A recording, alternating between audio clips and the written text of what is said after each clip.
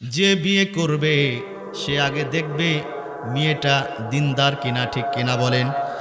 দিনদারি তাকে প্রাধান্য দিতে হবে। যদি কোনো মেয়ে ছেলেকে দেখে তাহলে দেখতে হবে ছেলে নামাজ পড়ে কিনা, ছেলে দিন বসে কিনা, ছেলে সিগারেট বিড়ি খায় কিনা, নেশা করে কিনা। এগুলা কি আমরা দেখি নাকি? দেখি না। শুধু দেখি শ্বশুরের কি আছে, ব্যাংক ব্যালেন্স আছে নাকি, ঢাকায় বরিশালে বগুড়াতে বিল্ডিং বালাখানা আছে নাকি, জায়গা জমি আছে নাকি, এগুলোই আমরা বেশি বেশি লক্ষ্য করি। কিন্তু আমার নবীজি বললেন যে দিনদারি তাকে প্রাধান্য দিবে সে জিতে গেল, আর যে দিনদারি তাকে প্রাধান্য দিবে না সে হেরে গেল। দিনকে কি করতে হবে? প্রাধান্য দিতে হবে। দিনদার মেয়ে দেখে বিবাহ করবেন বলে ইনশাআল্লাহ। আমার প্রিয় ভাইয়েরা, দিন দেখে বিবাহ করতে হবে। বর্তমান আমরা ওই যে হাসাবিহা বংশ দেখি। আগের সময় বংশ দেখতো মণ্ডল বংশ, চৌধুরী বংশ, পাঠান বংশ, দেখতো কি দেখতো না? দেখতো।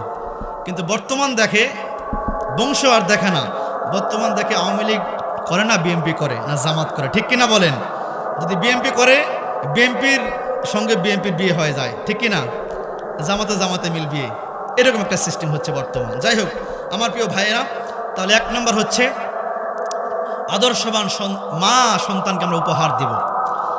আমার প্রিয় ভাইয়েরা, মা যদি নামাজি হয় মেয়েটাও নামাজি হবে।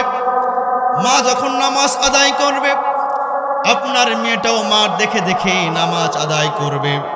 মা যখন সেজদা দিবে আপনার মেয়েটা মার দেখে দেখে সেজদা দিবে।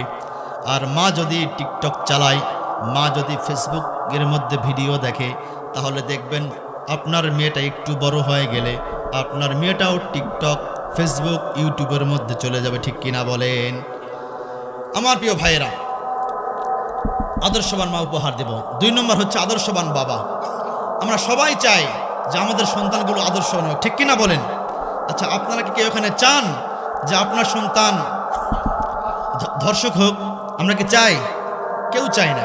আমরা চাই আমাদের সন্তানগুলো আদর্শবান সন্তান হোক। তাহলে আদর্শবান সন্তান বানাইতে গেলে যারা বাবা আছে আমরা, আমাদেরকে আদর্শবান হতে হবে।